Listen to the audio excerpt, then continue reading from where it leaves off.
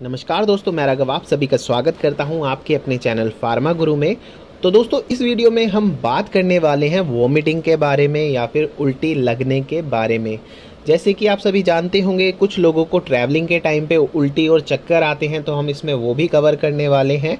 और इसमें हम आपको ये भी बताएंगे कि आपको क्या क्या मेडिकेशन लेनी चाहिए या इसका इलाज क्या है, आप इसे ठीक कैसे कर सकते हैं।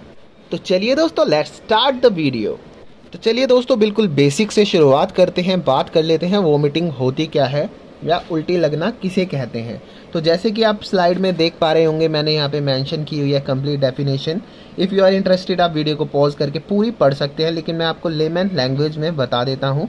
उल्टी का मतलब होता है जैसे आपने कुछ खाना खाया और वो पेट में प्रॉपरली सेट डाउन नहीं हुआ और वो ऊपर की तरफ आना, लाइक थ्रोइंग बैक, और वो माउथ के थ्रू बाहर आ जाना, दैट इज कॉल्ड वोमिटिंग। तो चलिए दोस्तों, क्विकली बात कर लेते हैं वोमिटिंग के क्या क्या कॉजेज हो सकते हैं या क्या कारण है वोमिटिंग आने के या होने के।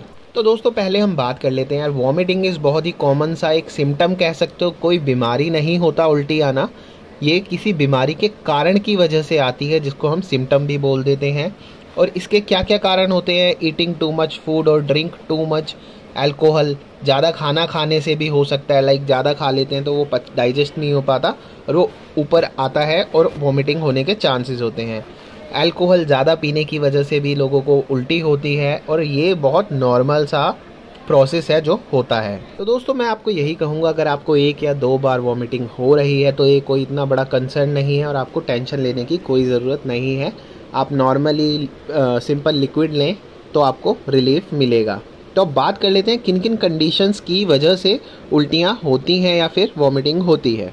तो दोस्तों, फर्स्ट कंडीशन हो सकती है जिसकी वजह से उल्टी होती है, दैट इज़ फूड पॉइजनिंग। ये बहुत ही कॉमन है, खाना गलत खा लेते हैं या जंक फूड ज़्यादा खाने से हो सकता है। सेकंड है इंडाइजेशन, आपका पाचन तंत्र वीक है जिसकी वजह से भी खाना पचता नहीं है और वो ऊपर की तरफ आता है। थ्रोइंग बैक को ही उल्टी आना बोलते हैं, जैसे कि मैंने बात किया था।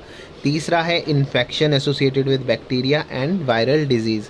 वायरल डिजीज़ या फिर बैक्टीरियल डिजीज़ की वजह से इन्फेक्शन हो जाता है पेट में, जिसकी वजह से भी वोमिटिंग होती है।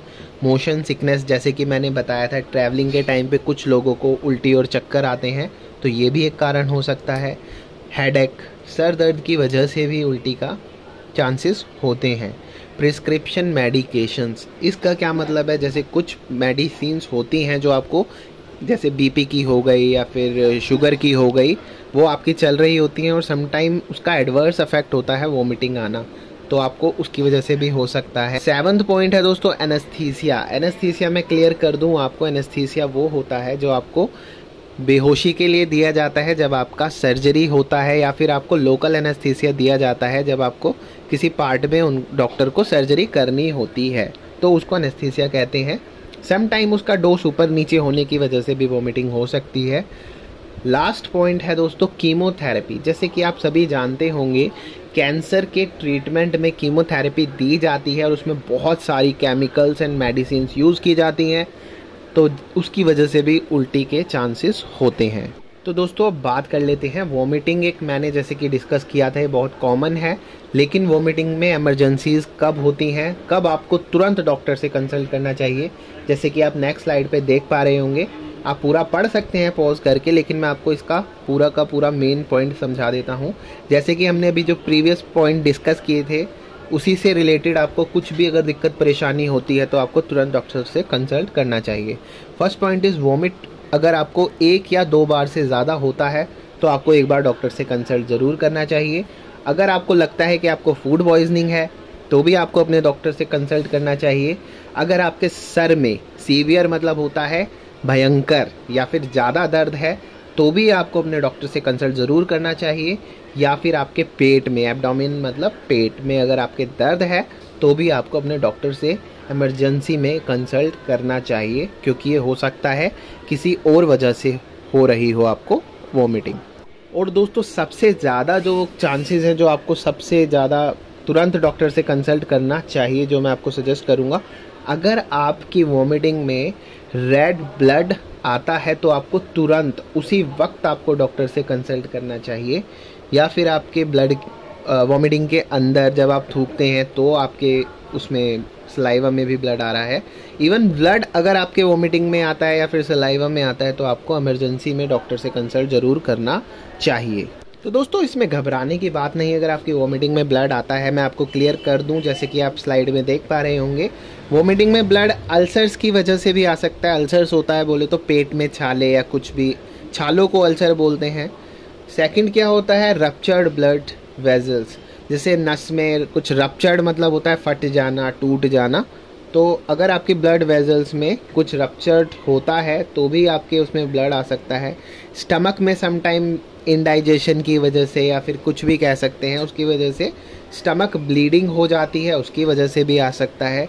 जो सबसे ज़्यादा कंसर्न वाला पार्ट है वो है ये किसी कैंसर का भी पार्ट हो सकता है कि आपके ब्लड आया है वोमिटिंग में। तो दोस्तों अब बात कर लेते हैं क्विकली वोमिटिंग का ट्रीटमेंट क्या है, या फिर वोमिटिंग आती है तो आपको क्या करना चाहिए। जैसे कि आप स्लाइड में पढ़ पा रहे होंगे, it is not necessary for throwing up once in a while but hydration is important even if you only vomit once. अगर आप एक बार भी उल्टी करते हैं तो आपको अपने शरीर को हाइड्रेट रखना चाहिए।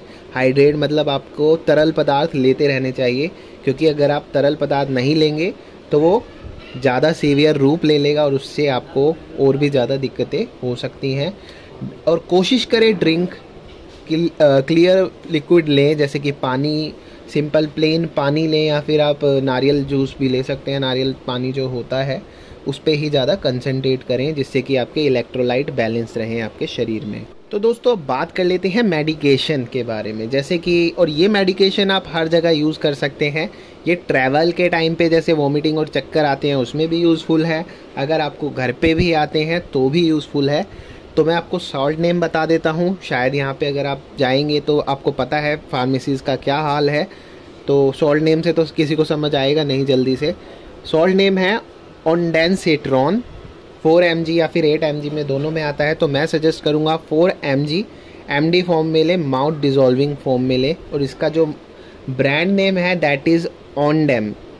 क्लियर कर दूँ spelling, ONDEM, 4 mg MD mouth dissolving ले, कि जैसे ही आप माउथ में रखें that will be dissolve in your mouth, और वो आपको तुरंत रिलीफ देगा, जैसे कि आप स्लाइड में आप देख भी पा रहे होंगे। तो दोस्तों मैं यहाँ पे आपको एक चीज़ से आगाह कर दूँ। फॉर एग्जांपल जैसे आप ट्रैवलिंग पे निकले हैं, आपको वॉमिटिंग आ रही है, आपने, जैसे कि मैंने बताया, आपने ONDEM 4 mg खाया लेकिन आपको उल्टियाँ नहीं रुकी, तो इसका मतलब ये नहीं है कि आप डायरेक्ट एक बार खाया फिर दोबारा फिर तिबारा। भाई मेडिसिन इज़ मेडिसिन। अगर आपको एक बार में रिलीफ नहीं मिलता है तो आपको तुरंत अपने डॉक्टर से कंसल्ट करना चाहिए। तो उसको बार बार नहीं खाना है, बस मैं आपको यहाँ पे यही आगाह कर दूँ। तो आई होप दोस्तों आपके सभी डाउट क्लियर हो गए होंगे वॉमिटिंग से रिलेटेड।